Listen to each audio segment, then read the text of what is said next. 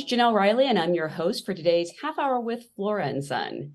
Please join me in welcoming the film's producer, writer, and director. He also collaborated on the score, John Carney. Hi. Hi, thank you so much for being here. Congratulations on a wonderful movie. You have a perfect track record as a director. Before we get into Flora and Son, though, why don't we take a look at the trailer? Young Max, one more offence and you'll be behind bars. Flora, you're his mother. Find him something to do. What are you doing right now? You don't want to know. You are a great mother. Am I? Happy birthday. What's that? It's yours. Don't want to play. Since when am I a guitarist? I can't go on like this, living in a shoebox with a kid who hates me. Can't wait for the day I don't have to be here. Go on! Go back to your dad! I might learn the guitar myself. That's just too funny. Takes years of practice, commitment.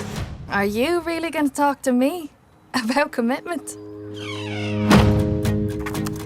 We're ready to teach you how to shred the knob on guitar.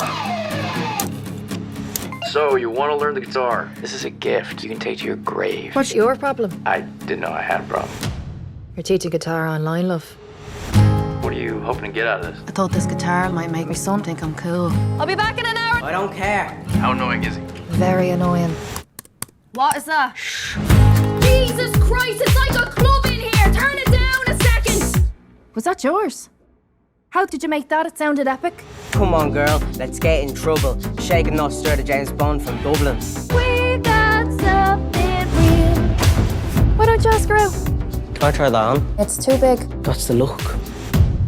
Yeah, for turtles. She's totally out of my league. Let's write a song. Just to hear your passion. Express yourself. She hated it. Yo, just get out of my way, woman. Gladly. I was 17 with the screaming child on me like... This can't be my story.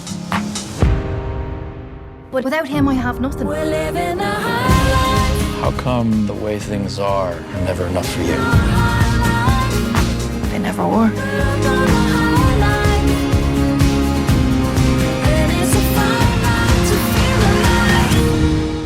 Playing the guitar, it's so sexy. Okay. Is that why you took it up? Well, let's focus on you. Are you coming on to me?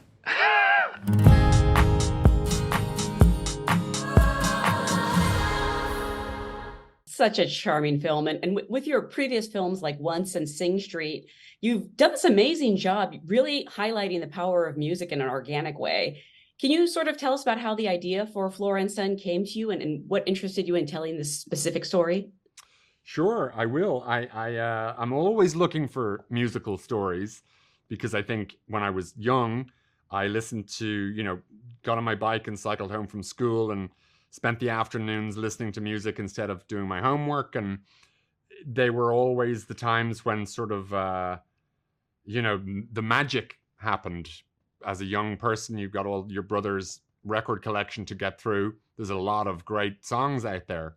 And I've been trying to retell that many, many times. So I'm always looking for a musical story. And I walked past a dumpster one day and saw a guitar amp in it and took it home and fixed it up and made it work. And I thought that's kind of an interesting starting point for something. The idea that something that somebody else has thrown out, somebody else could use and create music through. And I thought I'll change the guitar amp for a guitar and change me to a woman, and that person then became a mother, and then that became my mother, and I became the son, and I started to find a sort of a personal way into that story.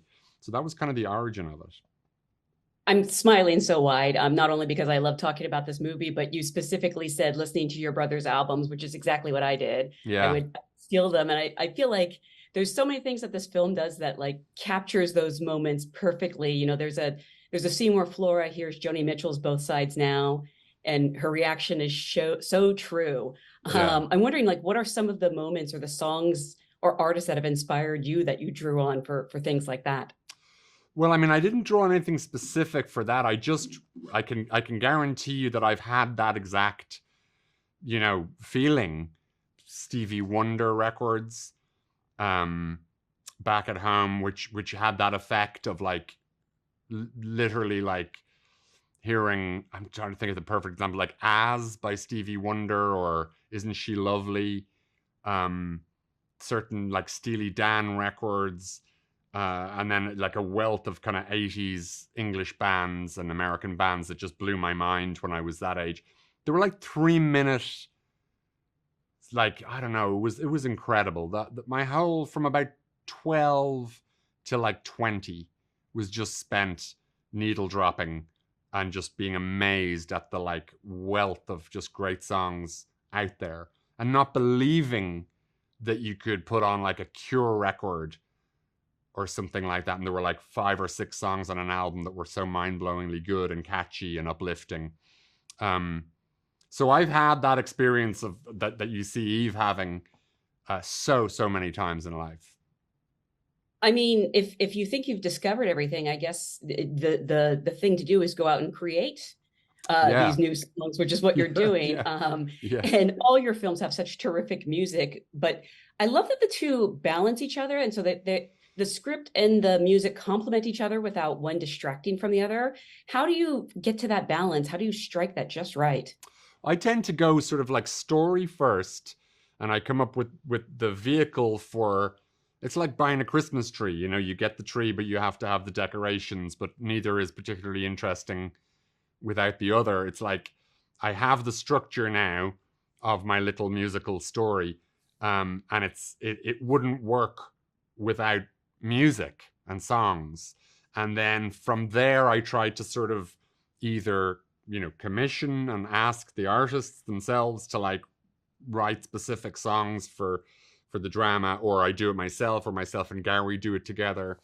And it's interesting because I put the story first, and then I know kind of pretty much exactly what I need out of each song that's going to appear. Like I've never had a song first and built a scene around it really so much.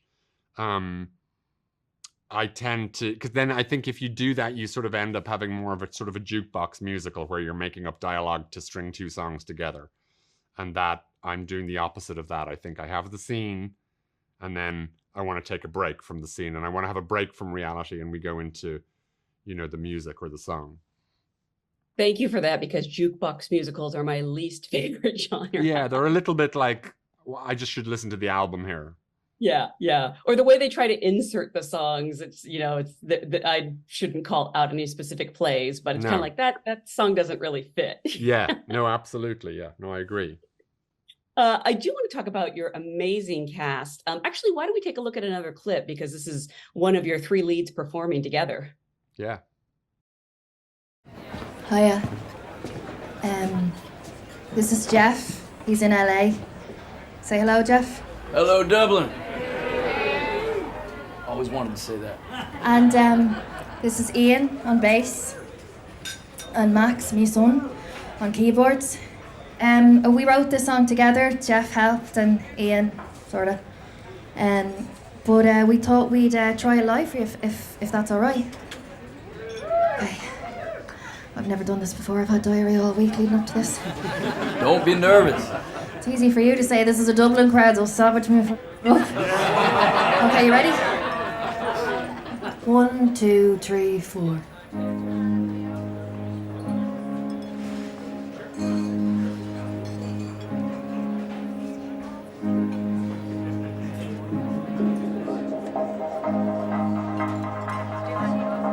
I've been bruised and broken. I've been torn in 2. I've been working and running, then I have to run home to you. And I'm not living in your life, and you're not living in mine. We've been getting it wrong forever. We'll get it right this time. It's kind of not fair that Eve Hewson is such a great actor and she can sing and play guitar. Yeah, no, she's very good, you know, and she's very natural. She has a bit of the rock star swagger about her as well. Yeah. Did you specifically look for actors with musical talent, or was it just sort of luck that you found these actors who could sing and play instruments? No, it was kind of important that music played some pivotal role in both their lives. I don't think there's an actor that could really have done what Joe does in this film if he hadn't had an interest in music. And Joe is a great musician and a singer himself. And then likewise with Eve, she's not, first and foremost, Eve is an actor, but she clearly is very interested in music. Her brother's in a band. Her dad was in this big Irish band for a while. So she's been around the world of music, and music matters to her in a way that was important for me. I think the very least I'd have to have for the role of Flora is an actor for whom music is like a thing. And it's interesting because they have such great chemistry together, even though their interactions are taking place over Zoom. How did you know that relationship was going to work on screen? I didn't know. The truth is nobody really knows. I mean, unless they shoot tests on people or something like that, you kind of take a leap. And also, if it didn't have the chemistry that it had, I would have steered the film and probably more towards the sun or something. Like, I'm very open in those things. Like, I go in not quite knowing how this is going to be, and you hope that there's chemistry, obviously, but sometimes there's different chemistry and you lean into that. And so you I don't know until you kind of 2 or 3 days in. Well, I also want to speak about the young actor who plays Max, because he is such a discovery. And, there's that old saying about like never work with animals or children. And I find young actors to be so fascinating. Where did you find him? He had just done an audition for another Irish movie and didn't get it, and was like despairing and thought he would quit acting. And his dad is a very successful Irish actor. And his dad was like, "Oh no, you got to stick at it, son, and let me send this tape in to this other film." But I think he'd kind of given himself up, and was going to go back to school and do whatever. And then I saw his tape, and it was just exactly right for me. It was understated, and it wasn't a big performance. And he was just very cool and very, very, very. He's sort of like the very opposite of Max Oren, the kid who did the role. He's kind of like a little old man. He's very sensitive and grown up and worldly, and the kid is a little gouger and a little messer, and so it really was acting for him, because he's not at all like that. He's the most sensitive boy. He'd never say anything mean or nasty or anything like that. So yeah, you're right. He really did act, and he really did get outside himself and out of his comfort zone into that character of Max. And he's so good with Eve as Flora. Again, was there an audition process for them to get to know each other, or did they spend time together? No, I just went on my gut. I thought they looked like each other as well. I think they looked plausible together. But it worked out a treat. I'm really delighted with all the cast in the movie, actually. Mm-hmm. Well, in some ways, they are sort of, I don't want to say estranged at the start, but they're not on the best of terms. No. So you kind of get to see them getting to know each other. Yeah. Maybe as the real life actors are. Absolutely. Yeah. That's exactly right. And they were supposed to be distant and from each other. And I noticed Eve and Oren's relationship growing, and they'd be leaning against each other, falling asleep on the couch during, after, like when we were setting up shots, and getting very comfortable and relaxed with each other. And she looked after him really well. It was very nice to see their kind of friendship grow on set. You have such a great eye for talent. I believe you're the first person who cast Cillian Murphy in a movie. Yeah. And I had to fight for it. Nobody wanted to do it. They all wanted Colin Farrell. I mean, not a bad choice, but... Yeah, but for this role, Cillian was right for it, because he's a bit darker and a bit stranger. And yeah, I really wanted to ask about like sort of your process with actors, because I don't know if it's very intimate, or if you're someone who, casts and then says like 90% of the job is casting. And sometimes people say, and with people who are like, might have different skill sets, like someone like Oren, who's younger and just starting out, versus someone like Joseph, who's still very young, but is quite experienced. Yeah. You probably have to adapt the way you direct for them. Yeah, you do, actually. That's a good question. You definitely have to have a few different hats. But I mean, that's part of the gig. That sort of comes naturally to me. Like, I know I'm not going to go into Oren with a bunch of complex theater directions, or, like with Joe, you could go and you give him 4 or 5 notes and he'd remember them. With Oren, you'd maybe give him one note on that take, then try another on this one. And then with some actors, you can go in with like 7 or 8 pointers, and then you go to a next take and they're like, they've done all of those 8 things in the scene. And you're like, and the experience. I remember with Kit Harington doing a thing and coming in and feeling like, am I bombarding you with notes? Because here's my take. And I wrote the notes down in your phone or something like that. And you're going back reading them. And he like, just every one of them. It's like, Jesus, this is just bizarre how he's able to have that in one side of the brain while in character on take 2. It's amazing. The dialogue in your movies sounds so organic and just real. And I'm curious if you allow any improvising on sets. Sometimes there's moments where you kind of go, that's not as much as I love my own dialogue, that actor didn't relate to that or give that in the same way. And after a couple of takes, you'd be foolish to go any further. And there's a point at which you'd go, do you want to have a go at just sort of mumbling some of my lines and sort of seeing if you can find a way into this line yourself? And I'm very open to that. I'm not precious. But it's different for different movies. You know, a lot of actors or a lot of people think improvising is when the actors make it up, but it's not that. The actors are just, it's the director or the writer is just writing in a different way. They're just not using a pen. They're doing it live, or they're shouting things into like if you see Adam McKay direct his actors, he's writing. He just doesn't have a pen. You're making a film that is a musical.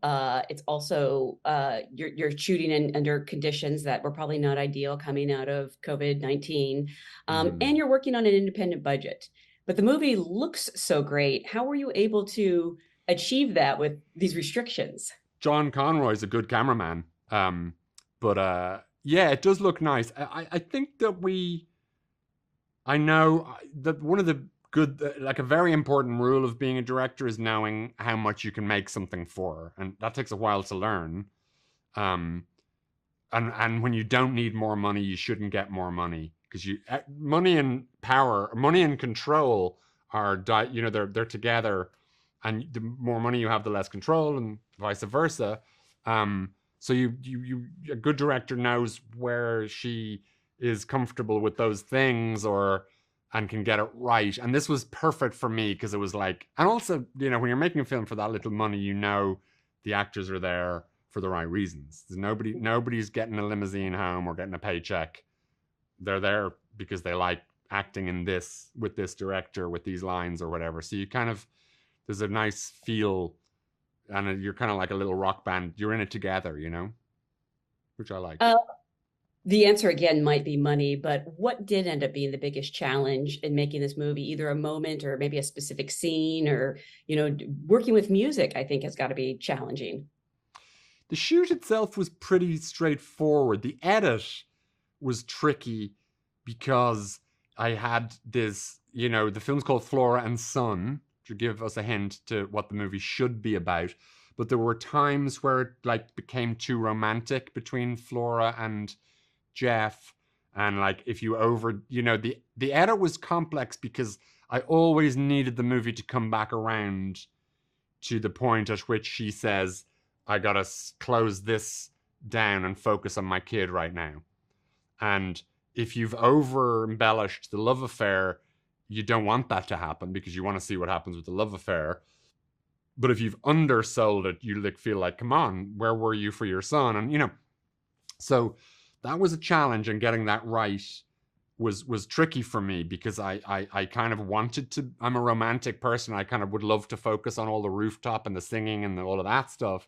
But I had to always ground the movie back and earth it to what its primary thing was, which is, her fixing the damage that she and her son have done to each other. You are the writer-director on this, obviously, but I want to talk some more about the music because you work with the musician Gary Clark, who you also work in Sing Street. Yeah. I'm just so fascinated by collaborations. Like, how does it work? Do you have the final say over everything? Do you have arguments about things, or is it pretty harmonious? It's pretty harmonious. I mean, the final say thing is a given because it's everybody knows it's got to work for the story in the end of the day. This isn't a solo album or it's not even about us anymore. It's about a new thing that you're creating together. So we're all grown-ups and we know, okay, and often the better song will end up on the cutting room floor because it's like it didn't work for the characters or for the film.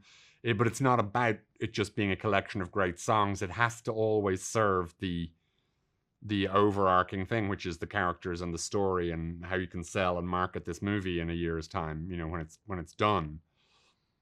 So it's pretty harmonious. You mentioned earlier that you write the story first and the songs come later. I'm so curious because you also mentioned that, sometimes there are songs on the cutting room floor. Have you ever reused a song that maybe didn't show up in one film and worked it into another movie? Oh, that's a good question. Yeah, I have. I'm not going to tell you which ones though. But yeah, there's been a couple of times where I've gone, and I've gone back to my files for something that was written for like Begin Again that didn't quite fit, and we could repurpose that or take a chorus for that and move it over here. But I mean, songwriters are doing that all the time. They're going, I could maybe, stitch that chorus into this song, change the key and put it back, and they're, Frankensteining as they sort of go. We like to think that a song just comes straight out in 3 minutes from a person, but I don't think it's probably very rarely like that. The movie is so charming and lovely, and it's just something like I feel like we really need at this time. What has it been like, putting it out into the world and seeing people's responses to it? It's been pretty good, and it's been pretty life-affirming in terms of, there's Barbie and there's Oppenheimer, which are these two huge tentpoles holding this, movie industry up. And they're very valid movies and people need those films. But this has been nice because it turns out that we also need, small, bespoke, personal dramas that speak to, kind of real life scenarios. And if we don't have them, it can all get a bit too sort of, fantasy based and IP based or sequel or prequel based. And I'm not trying to take away from that. That stuff is all kind of great.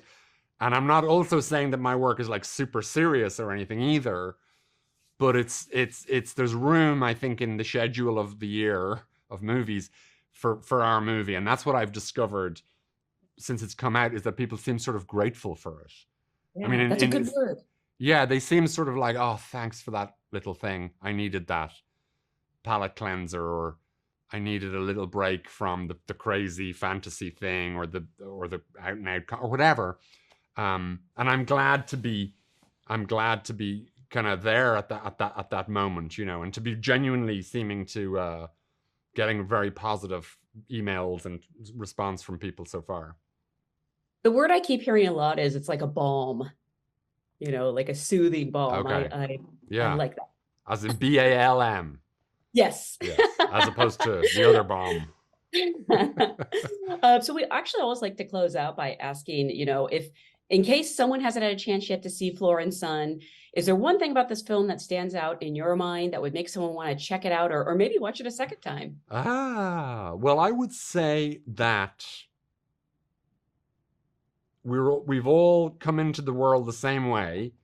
We come into the world through our mothers, and that's unifying in many ways, and we're so dislocated at the moment. That is one thing we can safely say we have or have had. And there's a sense, I think, in this movie, for me personally, this is a thank you to my own mother, who unfortunately is not here to see it, but I'm glad I did it anyway, because, when I'm a 15-year-old boy getting a guitar off my mother, I probably never thanked her for that gift. And so there's definitely something universal in the specifics of this little story for people, I hope. Oh, absolutely. It's someone with no musical talent whatsoever. I related to so many different parts of it. And again, congratulations, because it's such a beautiful film. Thank and I you just very want to much. thank at Apple Original Films. And I want to thank John for joining us today. And everyone watching, thank you so much for joining us for this half hour with.